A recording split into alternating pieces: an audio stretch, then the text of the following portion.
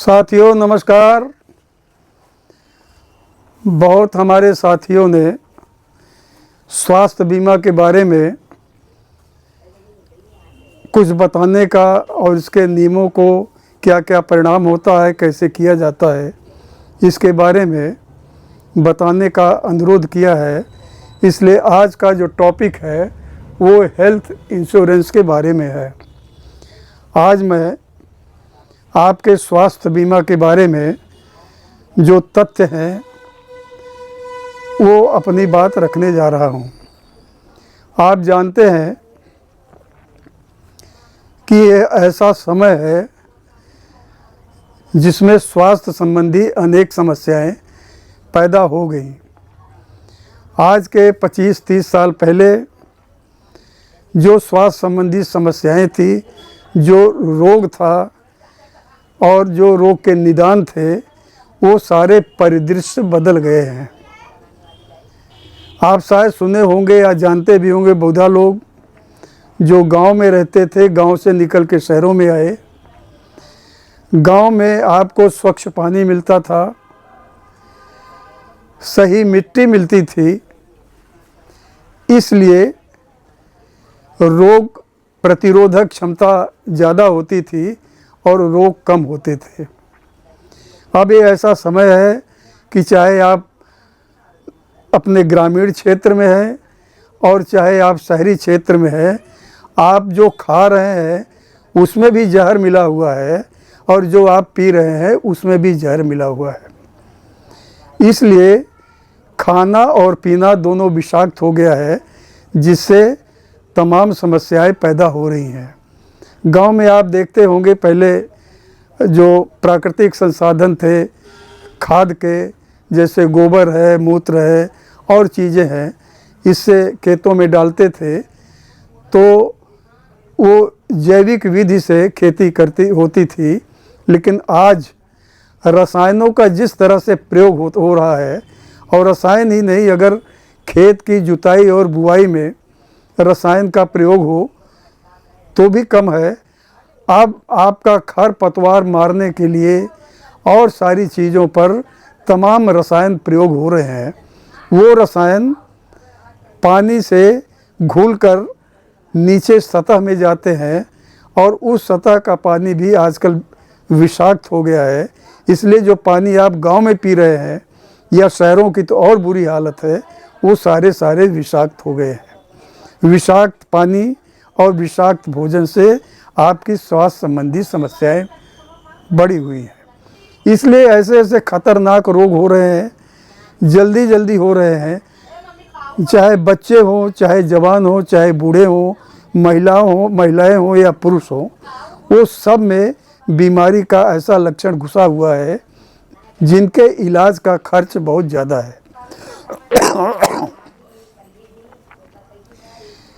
इलाज का खर्च कितना महंगा है ये अगर आपके ऊपर बीती होगी तो आप जानते होंगे।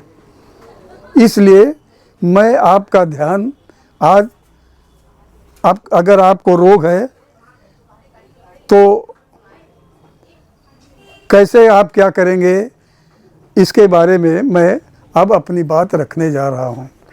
अब आप देखिए साथियों, हेल्थ इंश्योरेंस है यानी आप अपने स्वास्थ्य का बीमा, आपको कोई रोग हो जाता है, दवाओं की ज़रूरत पड़ती है, खर्चे ज़्यादा होते हैं, कभी मौके पर आपके पास पैसा है, कभी नहीं है, इसलिए आपके स्वास्थ्य का बीमा वर्तमान समय में कराया जाना उतना ही आवश्यक है जितना आप खाना खाते हैं या पानी पीते हैं उसकी आवश्यकता होती है, उतना ही आवश्यक अब आपका हेल्थ इंश्योरेंस है।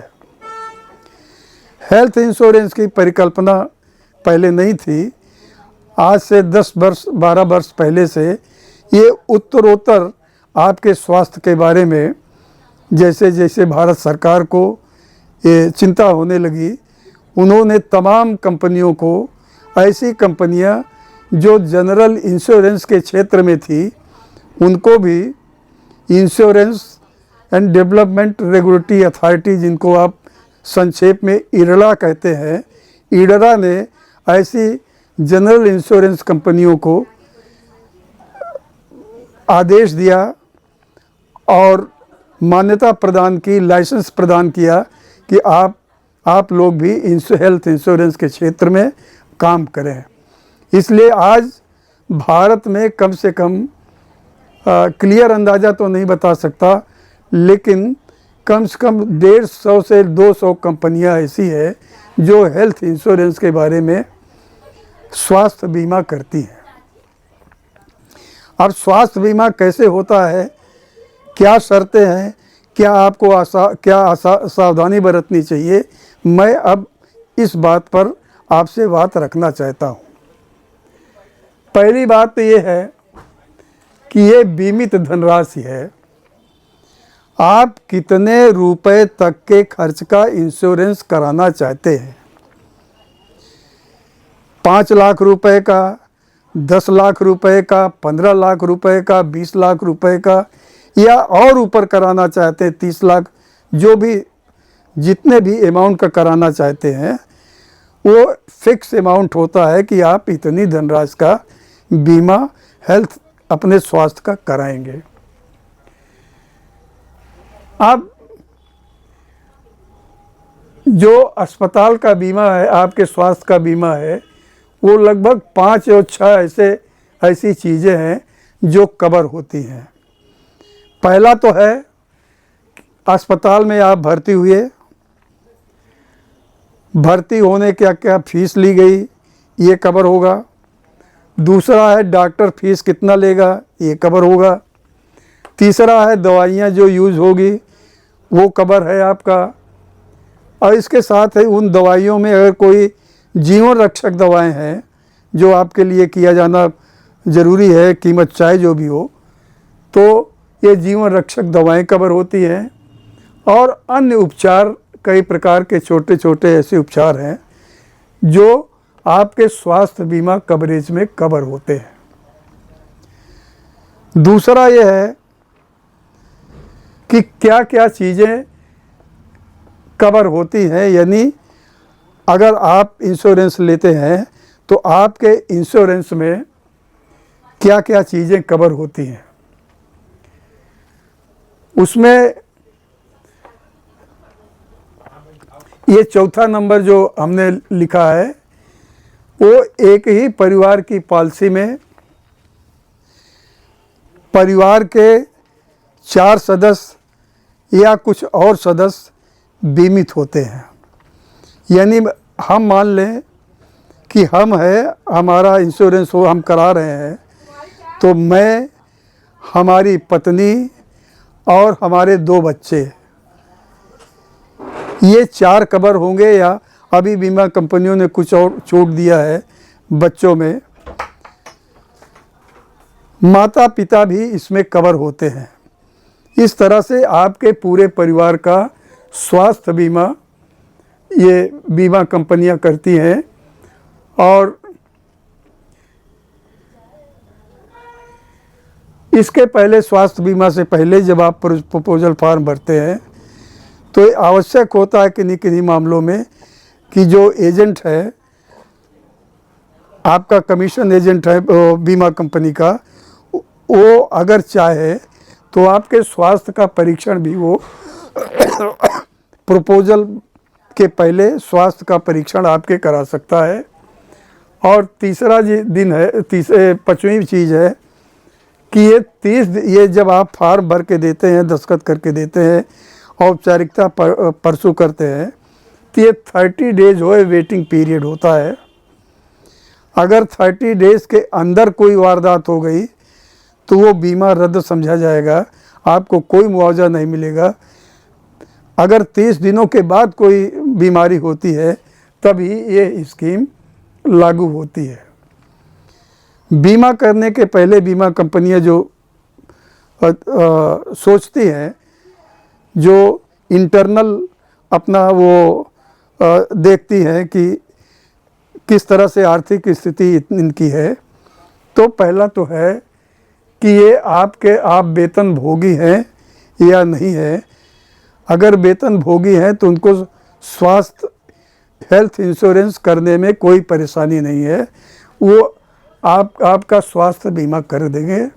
दूसरा है आय के साधनों में कि अगर के पास नौकरी नहीं है, आप व्यापारी हैं, अन्य आय का साधन है, तो आपका आय का रिटर्न है या और चीज़ें हैं, उसको देखकर वो आपका स्वास्थ्य बीमा करेगा, जिससे ये कंपनियां देखती हैं कि एक बार के अलावा अगर दूसरी बार इनका स्वास्थ्य बीमा रिन्यूअल होगा या फ्रेश होगा तो ये देने की, स्वास्थ्य बीमा कराने की स्थिति में है या नहीं है। कुल मिला के साथियों, वो दिन बहुत बुरा दिन होता है। भले हम वेतन भोगी हैं, हमारे यहाँ कोई बीमार हो गया, हम बीमार हो गए, हमारी पत्नी बीमार हो गई, बच्चे बीमार हो गए, हमारे पास पैसे नहीं हैं, तो ये गारंटी है कि जहाँ कहीं भी आप किसी भी अस्पताल में जाकर इलाज कराएंगे तो ये आपके स्वास्थ्य की प्रतिपूर्ति करने की गारंटी ये हेल्थ इंश्योरेंस देता है। इसलिए हमारी अपनी राय है कि अगर आपके पास आय का साधन है या कहीं से भी मैनेज करके अपने या अपने परिवार के स्वास्थ्य का बीमा अवश्य करा लें, ये हमारी आपसे राय है। दूसरा साथियों, इनकी कार्यविधि पर हम आते हैं कि बीमा कंपनियां कैसे करती हैं। मान लीजिए आपने बीमा लिया, आपके घर का कोई बीमार हो गया, आपने प्रतिपूर्ति के लिए अलाउ किया, एप्लीकेशन दिया और बताया कि ये फला अस्पताल में भर्ती है, ये हमारी प्रतिपूर्ति किया जाए, तो बीमा कंपनियां डायरेक्ट इन्वॉल्व नहीं होती हैं इसमें। आप कोई भी हेल्थ इंश्योरेंस ले लें, जो बड़े बड़े महानगर हैं देश के, उसी में इनके हेड ऑफिस होते हैं। जैसे चेन्नई है, बेंगलोर है, तमिलनाडु है, आपका मुंबई है, आपका दिल्ली है, आपका और तमाम इंडिया के शहर हैं ऐसे जहां इनके रजिस्टर्ड ऑफिस होते हैं। तो इतने बड़े इंडिया को कवर करना, कवरेज देना, उसका इन्वेस्टिगेशन कराना मुश्किल है। इसलिए ये सारी बीमा कंपनियों के काम करने का तरीका ये है कि आप देख रहे हैं लिखा है TPA। TPA का मतलब है ये थर्ड पार्टी एडमिनिस्ट्रेटर है, यानी जितना भी आपका क्लेम जाएगा ये सब बीमा कंपनियां रेफर कर देंगी TPA को। TPA ही एक क्लेम पूरी तौर से ये इसकी जांच करेंगी, मेडिकल बिल देखेंगी, सारी चीज़ें TPA के ही माध्यम से होता है। और अपनी रिपोर्ट ये TPA जो है बीमा कंपनी को संस्तुति या अस्वीकृत होने के साथ देती हैं। इन्हीं की रिपोर्ट पर स्वास्थ्य बीमा कंपनियां आपका क्लेम रिजेक्ट करती हैं या स्वीकार करती हैं। सबसे बड़ी एनोमली जो इस क्षेत्र में आती है, मैंने बहुधा देखा है तमाम हेल्थ इंश्योरेंस स्कीम में, कि आपसे मेडिकल बिल मांगा गया और आपने ओरिजिनल बिल दे दिया या उसकी फ़ोटो प्रति दिया। यद्यपि फ़ोटो प्रतिलिपि मान्य नहीं है, आपको ओरिजिनल देना चाहिए था। मान लीजिए आपने ओरिजिनल फ़ोटो कॉपी दिया, तब ये TPA जो है ये डिमांड कर सकता है कि आप ओरिजिनल प्रिंट जो है, असल कॉपी आप इसकी दीजिए। तो आपका दायित्व तो बनता है कि अगर ये मांगता है आपका ओरिजिनल कॉपी, तो आप किसी भी माध्यम से, चाहे आप व्हाट्सएप के माध्यम से, चाहे रजिस्टर्ड पोस्ट से, चाहे दूसरे मीन से, जो इलेक्ट्रॉनिक मीन से, आप उस कॉपी को, ओरिजिनल कॉपी को आप भेजेंगे। अगर भेजने के बाद भी तमाम दिक्कतें बीमा कंपनियां करती हैं। आप जानते हैं कि बीमा कंपनियां भी लाभ के लिए होती हैं। अगर इनको लाभ नहीं होगा तो बीमा कंपनियों में जो इंफ्रास्ट्रक्चर इतना बड़ा है वो काम कैसे करेगा, उनका वेतन कैसे होगा। इसलिए प्रायः बीमा कंपनियां 30 से 40% बीमा कंपनियां कोई बहाना बना के आपका क्लेम अस्वीकृत करती है निश्चित तौर पर। मैंने देखा एक ग्राहक जो LIC का एजेंट था, LIC के एजेंट का बीमा, स्वास्थ्य बीमा LIC स्वयं करती है और स्वयं उसके कमीशन से प्रीमियम काटकर बीमा कंपनी भेजती है। बीमा कंपनी न्यू इंडिया एश्योरेंस या इस तरह से जो भी कंपनियां इंगेज हैं हेल्थ के सेक्टर में, उनको प्रीमियम LIC भेजती है। जो एजेंट है वो नहीं भेजता है। एजेंट का तो कटता है और काट के बीमा कंपनी का उत्तरदायित्व को भेजता है। बीमा कंपनी ने भेजा, LIC ने भेजा और LIC ने कह दिया कि आपने ओरिजिनल जो बिल है डॉक्टर का, अस्पताल का, आपने नहीं दिया, इसलिए अगर आप 10 दिन के अंदर नहीं भेजते हैं, 15 दिन के अंदर, तो माना जाएगा कि ये क्लेम निरस्त कर दिया जाएगा।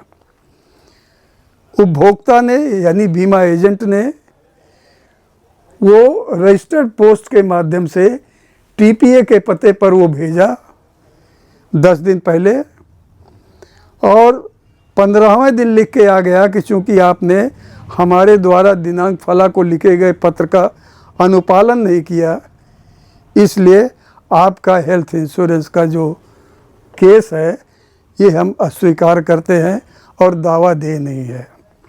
इसलिए छोटी मोटी चीज़ों का आप ख्याल रखें। जो भी मांगे पत्र, जो भी चीज़ें क्वेरी करें, इनको आप बराबर दें। अगर नहीं देते हैं, इसके बावजूद जायज़ केस को, जो जेन्युइन केसेस है, अगर उनको ये रिजेक्ट करते हैं या नो क्लेम करते हैं, तो आपको आपका ये राइट है कि आप उपभोक्ता आयोग में अपनी शिकायत करें, अपना पक्ष रखें। और अगर आपका पक्ष मजबूत है तो उपभोक्ता आयोग निश्चित तौर पर वो जो आपके इलाज का खर्च है, आपकी आर्थिक मानसिक क्षतिपूर्ति है और खर्चा मुकदमा है, ये सब मिला के अवार्ड कर सकती है। आज चूँकि महत्वपूर्ण दिन था, मेरी एक शिकायत आपसे है कि हम लोग इतना मेहनत करके, स्टडी करके ये एपिसोड बनाते हैं। मैं आपसे अपेक्षा करता हूँ कि जिस विषय का जो भी एपिसोड हो, उसके बारे में जो भी आप पूछना चाहते हैं, जो भी जानकारी करना चाहते हैं, आप कमेंट के माध्यम से कमेंट नहीं कर रहे हैं, पूछ नहीं कर रहे हैं। इसलिए हम समझते हैं कि आप ये एपिसोड बहुत सरसरी तौर पर देख रहे हैं।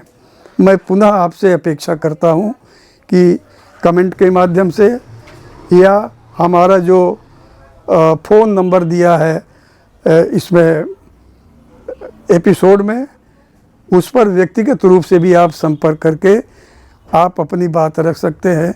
मुझे खुशी है कभी कभी कि चाहे महाराष्ट्र हो चाहे गुजरात हो, इन समस्याओं पर, कई समस्याओं पर जिसमें हमारा एपिसोड है, उस पर फ़ोन के माध्यम से अपनी समस्याएं बताकर और पूछताछ करते हैं और उनको निदान बताया जा रहा है।